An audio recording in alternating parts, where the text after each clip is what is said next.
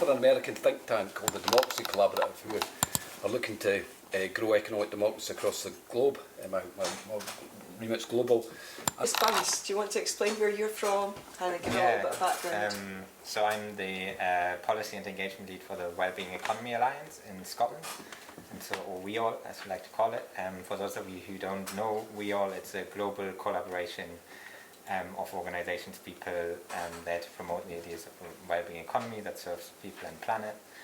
I'm working for the Scottish hub of that. And as for my background, my background is in academia and research. So before I had my job at WeAll, I finished my PhD in Leeds, where I was looking at kind of post-growth economics and energies and labour arrangement in that.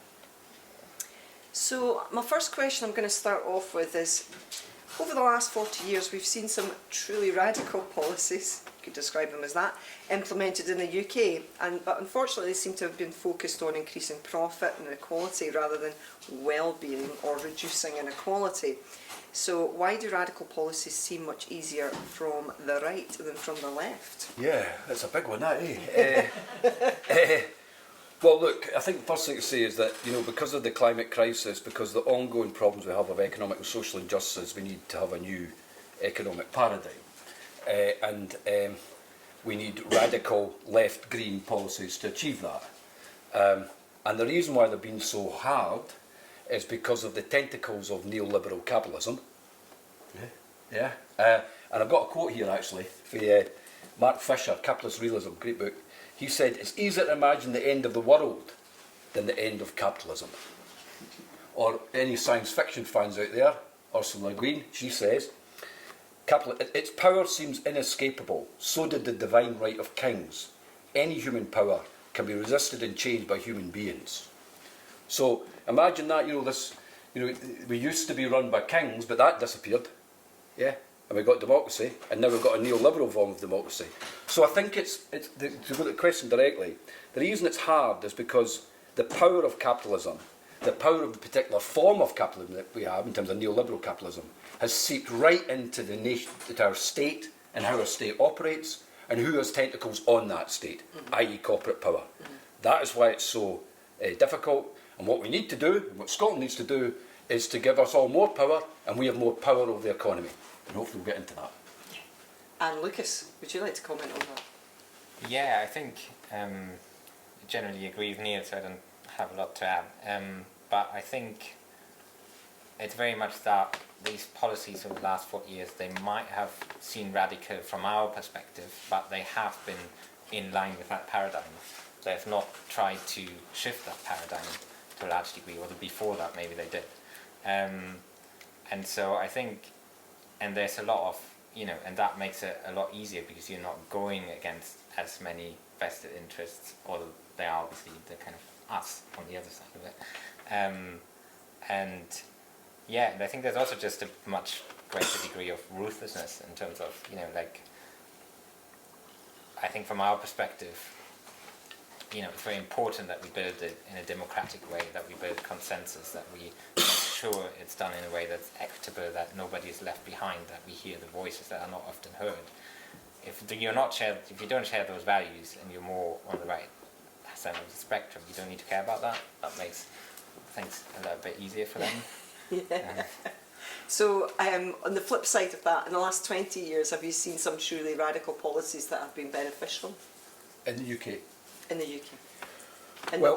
What you get is on the margins you get radical policies that kind of slip through, if you like. I would put the Welsh Future Generations and Wellbeing Act, and you'll know that more, Lucas. That was a radical policy. That's actually saying that everything we do needs to look after future generations, and it's in legislation, the Welsh Government. That's pretty radical. As a legislation, there's questions about application to it. I think Scotland land reform was pretty radical, to give, to encourage community buyout and ownership of land. I think that's really positive. I think community asset transfer, pretty small, but the idea that communities can get first say in purchasing assets off the local nation state, I think that's decent. But all those things are almost like, they're not threatening to if you like, the UK establishment, UK power, City of London. They've been allowed to pass, and I think we need to watch. We think, oh, well, we're on the right path because we've got these Wellbeing Act, or we've got this thing happening. We need to watch. We'd be deluded in ourselves. We think that's actually changing the system we need. And I think neoliberal capitalism, the UK establishment, gives us sweeties to make it think it's a proper social democracy. But in fact, there isn't really real power and real volition and control of the economy. It exists with the City of London, the UK establishment, and an arcane and archaic UK Parliament. And Lucas, would you like to add anything to that? Yeah, I mean, I had the WeAll Future Generations Act on my list as well, and I think WeAll actually generally is quite interesting at the moment. I think I haven't had time to look at it into detail about the things they do around second home ownership and like council taxes that. And I think they had a program where you could get like similar also in the land space where you could have more easier access to land if you kind of used it for like green, sustainable kind of purposes. So there's some interesting things to watch there. I had a very hard think on the train about trying to find something more UK based, and the best one I could come up with in the last 20 years was the minimum wage policy. So I thought that probably one of them. And then, but I think fundamentally it's also worth looking further back, and I feel like really radical stuff which we're still benefiting today has been things a lot around workers' rights, paid holidays, paid sick leave, the welfare state, and I mean these are like 150, 100 years old now, but I think it's worth going back and to seeing how they came about at the time. Now I've got these questions actually. William Moofgate has given me, so I'm just going to add something to this one. And he's asking, is radical a dirty word?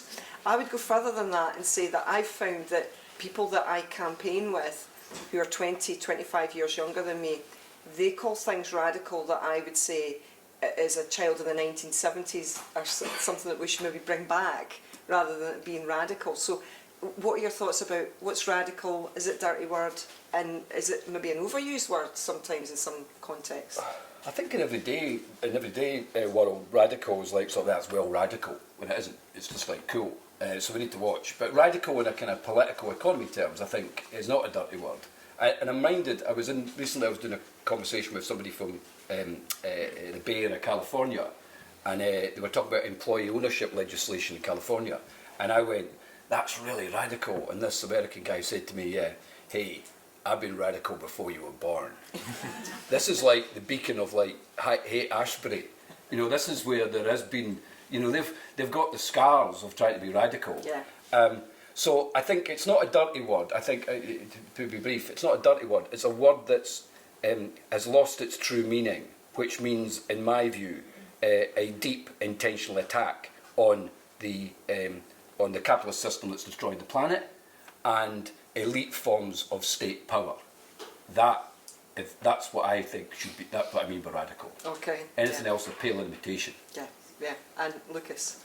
Yeah, I guess I'm coming from a slightly different angle at WeAll. So I think I would agree, and coming from a campaign view, like in what WeAll is all about, building the alliance, getting people on board with a different vision of the economy, and we don't describe it as radical. Like we basically don't use the word because it puts a lot of people off, and I think, and I think that's also, we talked about all the radical policies that might come from the right. Nobody there describes them as radical. Like that's because I think. You think it's a word that's associated with the left? I think it is, yeah. And I think it's also something that a lot of people are scared of. And in other ways, I looked it up. So the root of the word is actually, one of them is like meaning going to the root cause of things. So I really like that. But I think actually in terms of, for me, a lot of the policies we're proposing, the kind of economy we want to build, it's just common sense, It's just the answers to the problems we're facing. We have a climate crisis caused by fossil fuels. We stop producing fossil fuels. Like I don't find that radical. I just think it logical. That just makes sense. And I think that's the kind of point we need to get to. We need to get to a point where these kind of things are just seen as common sense if we ever want them to see them happening. Yeah. And I think sometimes so I do get the use in the academic space and the theory space, and I think it makes a lot of sense there. But in kind of, I feel like sometimes on the left there's a bit of a competition who's more radical and who can throw the word around the most, and I don't think that's very helpful. Like, I think we have to have radical policies, but we don't, necessarily need to talk to them in that way about that. In that way. So do you think that the media has a role in blunting the population's radicalism? Yeah. I think just take what Lucas said there. I think there's a real good point there about radicalism with stealth. I think is a kind of tactic in it. But in terms of the media, yeah, exactly. It exists within an Overton window. That kind of idea that we're kind of in this kind of space which is kind of set in a parameter, and it exists in that media Overton window. And I think, look what happened to Jeremy Corbyn. Who fairly common sense policies in terms of privatisation and so forth, whatever your political persuasion. I think a lot of that's pretty common sense. But he was seen as some squinty-eyed radical, whereas actual policies were not that squinty-eyed and radical, really. They were pretty much common sense, decent, social democratic policies. So the UK media definitely wishes us to exist within a set parameters of what is acceptable policy and what is unacceptable policy, and anything that steps beyond that is seen as radical. I mean, look at the way our own First Minister was treated in terms of being seen as radical, even though it's fairly standard social democratic activity. So they don't want us to think or act outside of the Overton window. So they are indeed a fettering our radicalism and our progressive set of policies we could introduce. Okay. And your thoughts on the media as well, Lucas? Yeah, I think, and that's kind of reinforces the point I made before, is that if we call ourselves radical, we are feeding into that framing, and we are kind of making it easier for them to put us in the realm of, utopia, unrealistic, unfeasible, and so I think in some ways they do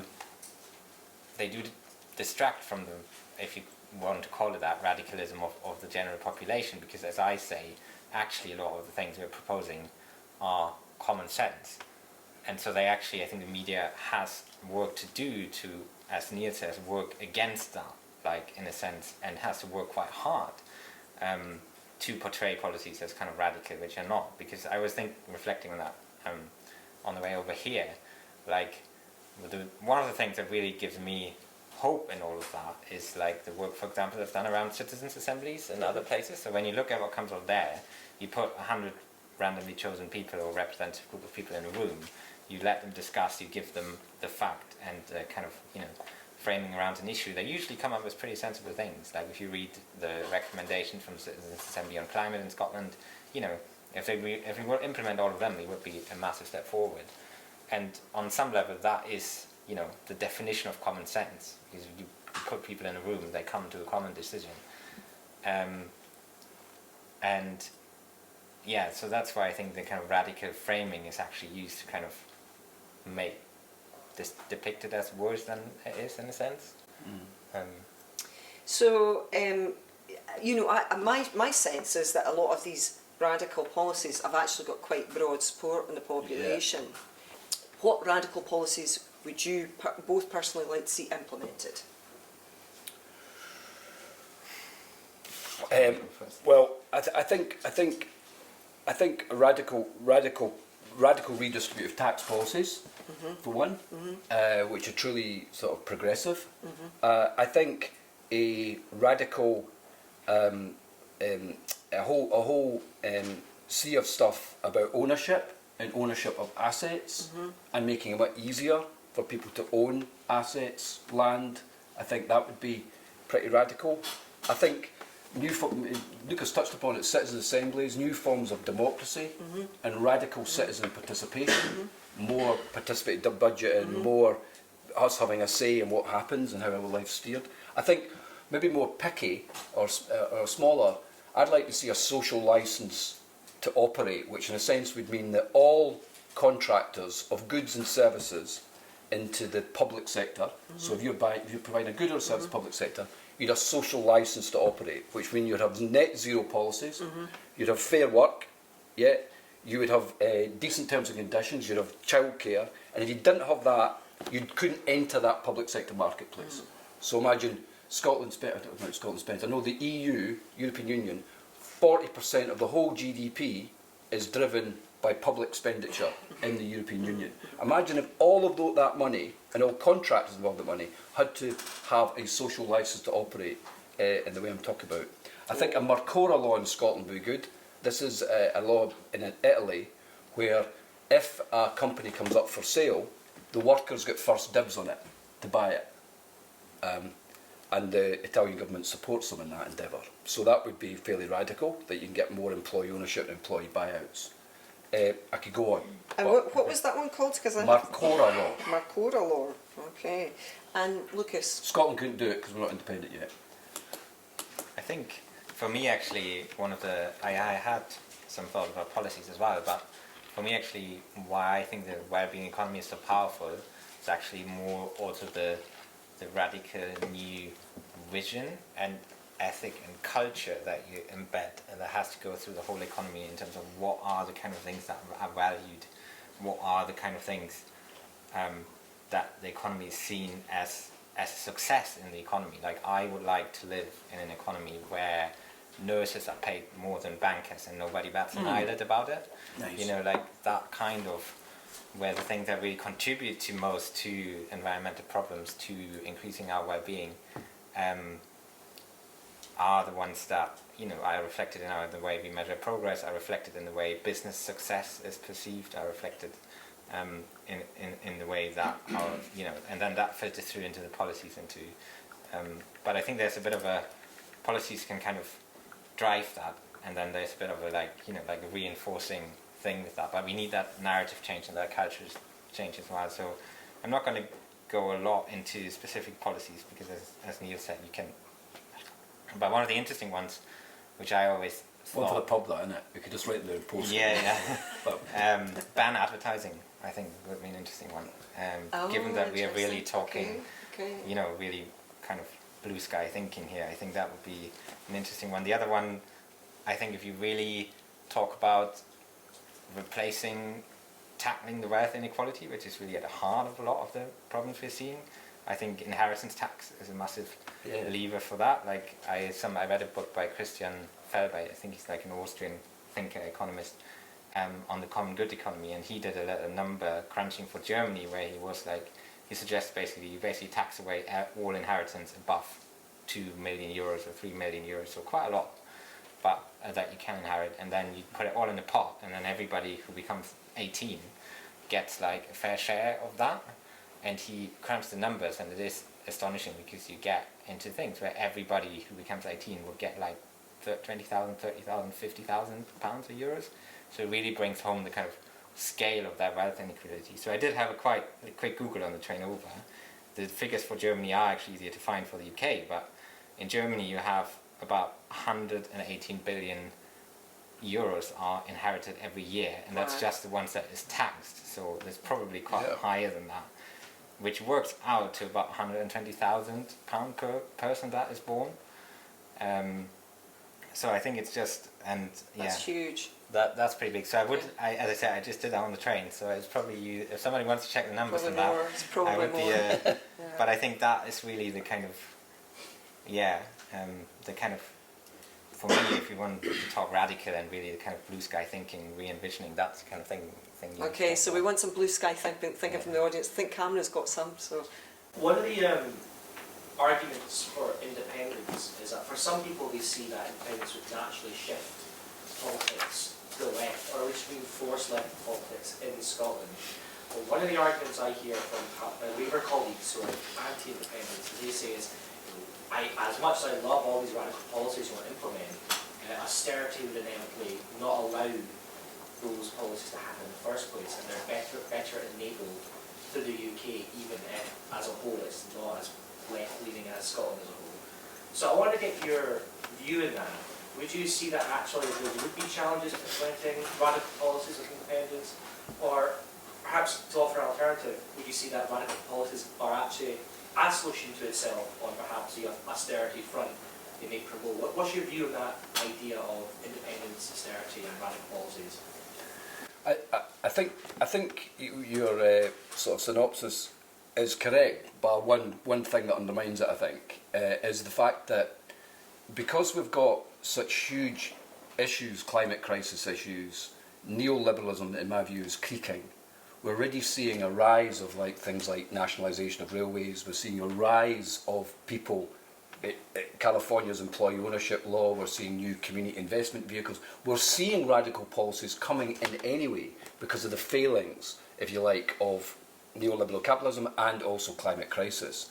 So I think, going back to Lukas' point, I think some of the stuff we're talking about is common sense. So in a sense, it doesn't matter if we talk left or right. It's what we need to do to survive, as a species and to save the biosphere.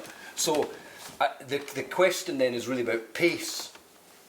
Yeah, and I think that is where we need to have in the UK sense, a constitutional shake-up, because the pace is slow because of the triumvirate of the City of London, media, and the UK establishment and UK Parliament, if you like. That's a block on common sense. Yeah. Yeah. So it needs to be unleashed.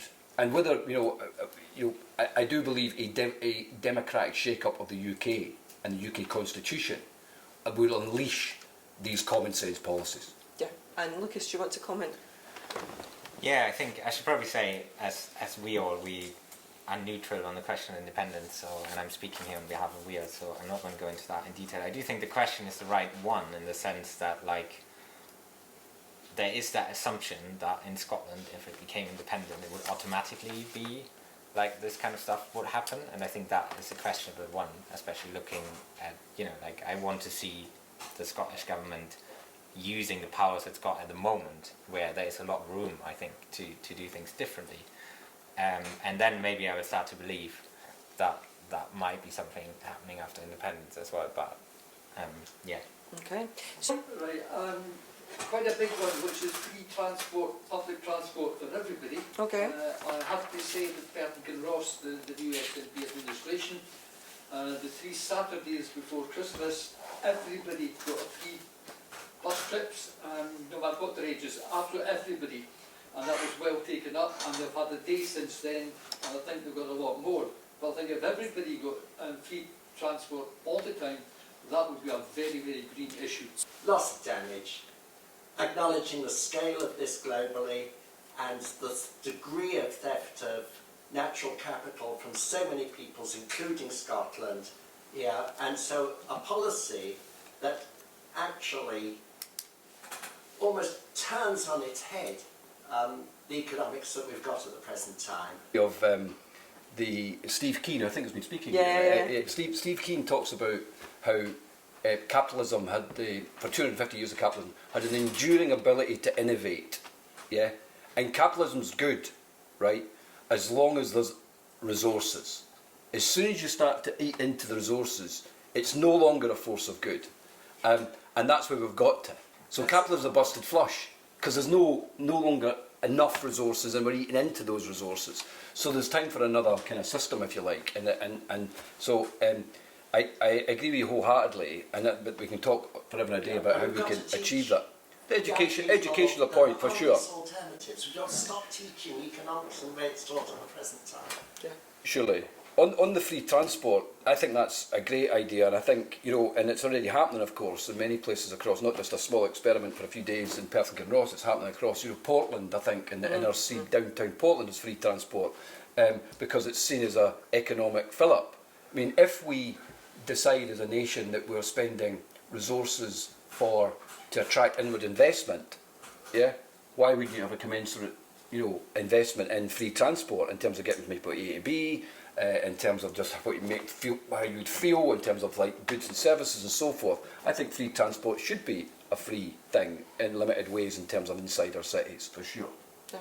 Lukas, do you want to comment on those two Yeah, ideas? totally up for free transport. I think, taking Roland's point, I think we've been very much talking on a kind of national level policies, and I do think there's a bit of a gap and on talking about the really radical international policies, like what you do to international trade, what do you do to to international financial system. And I feel like that is, at least from my perspective, coming from the kind of post-growth, degrowth, ecological economics space, it's like trade policy is not something that's talked about very much, and I think it's a big issue because it's a massive area. And so definitely agree. I think there's a lot more work to be done. Like as I said, like I could come up with a list of 10, 20 policies for like the Scottish government or the UK government to do. Doing the same for the international level, I think is a whole different thing, and I don't have the list of 20 policies on that. Gentleman here, sorry, your name is, you were here yesterday, so... I was, yes. Can I just, I'm going to sound a bit negative now, can I just bring this back down? I mean, free transport sounds fantastic, I'm all for it. You wanting to, in another breath, you wanting to reform the tax system, you're going to have to, there's no such thing as free, is that somebody's going to have to pay for this free transport. So it's going to have to come out of some kind of additional tax somewhere along the line. You've already got rid of inheritance tax totally. Presumably you don't think we should increase income tax. I don't suppose VAT should go up. All of these things will have to disappear. So just how does this function, this new radical economy? I know you're trying to do away with capitalism, but somewhere we've all got to contribute in some form. The whole thing. Look, we can't boil the ocean. This is hard stuff, right? And you're right to put that across, shot across the bows on that. I mean, we need to get an economics of enough for everyone to get by. That's clearly within a finite planet. We need to change the way we do things, and we need to take things canny one step at a time. But let's just focus on one thing, like wealth in the world. Yeah, and wealth is the defining feature of all economies. Who has it? Where does it go? How do more people get their hands on it? And how does it not eat the planet? 10 of the richest men own the same amount of wealth as half the population of the world. That's unprecedented in human history, that concentration of wealth. 5 of the richest families in the UK own the same amount of wealth as 15 million of us. So there is huge issues in concentration of wealth. Now that won't solve all the problems, redistribution of wealth, but that is one place to start. We also need to think about not just redistribution of wealth, but pre-distribution of wealth, so that economic activity, we all have a genuine stake in it, the economic democracy. So, for instance, we've got a bounty of wind in this country, yeah, and that is going to be the new oil. Where is the revenues and resources going to come from that, and who's going to gain? Is it going to be Scots? Is it going to be free transport in Perth and Kinross? Or is it going to be a global corporate and shareholders who are very far from these shores? So there's another bit of the system we need to think about. Redistribution, pre-distribution. So you're right to put shot across the bows. It's hard stuff, and we're in the foothills, or not even the foothills, we're not even at the foothills now. But we do need to start to think through these things and start to have policies and legislation that start to turn the dial on this. And we need to move fast and fast. We need questions like from you all the time that says, what about, what if, but we need to get on because we've not got time. No, Lucas. Sorry, can I just quickly come back? I do, don't get me wrong, I'm not... I know where you're coming from. Great right-wing person here, but I just, you cannot get people to even pay for their own care in their old age. They won't sell their house because they want to pass it. It's to be passed down. If you try and put tax up, you'll be out of power. It's politically the people difficult. in power will not be able to put this in. The minute somebody says, right, you've all got to pay for your care, sell your house, we're going to put basic rate tax up, we're going to increase that. But I think that's exactly the thing. It's like it's a new government. But I think it's actually, we have to go exactly the opposite. Like, I think for what I see as a well-being economy, we have a much bigger role for collective provisioning. So you will have much more like things like universal basic services, like much more rolled out programs. And as I said, for my proposal, so to speak, for inheritance tax, that is ramping up inheritance tax massively, not putting it down, but on those that inherit more than, like 3 million, which is not actually that much. So, and I think that's the thing, like at the moment, as Neil said, we have that wealth inequality, we have that income inequality, and it is that kind of, how does that influence where our resources go, where our things go, and another point which I want to mention, which is that, for example, something like free bus travel, yes, it costs a lot of money now. If you reduce car travel, you reduce air pollution, you actually save a lot of money down the road as well. Yeah. So you have to kind of, and that is another dimension of that, of the kind of how to pay for things question as well. Like, what are the kind of things that, they cost money, but they also save money in other areas. I've got another question just behind you, but I just wanted to come back to that point. You're talking about people not wanting to sell their houses for care, and I think that in the UK, Laurie McPherson talks about this. We've had this rentier economy, and also that this idea for the past 40 years that wealth is created by us buying and selling our houses to each other. Well, that's not wealth. That's not real wealth. That's an illusion of wealth. I would argue, and there's also been a massive increase of people who are inheriting. Now, where does that take a country if everyone's inheriting money? So, well, it's not everyone. That's the problem. Well, no, it's not everyone. But if you've got a growing section of the population that are inheriting, they don't have to work. Then where's the people that are going to staff our hospitals? Where's the people that are going to staff our civil service and make the whole country run? So it's really problematic, that thinking that somehow we can all have money and at the same time the country will function. That's not going to happen. I've got the gentleman behind you. He's got a question. Yeah, just slightly following on people's involvement, and we were talking the train off about it's quite selfish policy, but as a 55-year-old, I would love to think that we could retire in 7 years' time.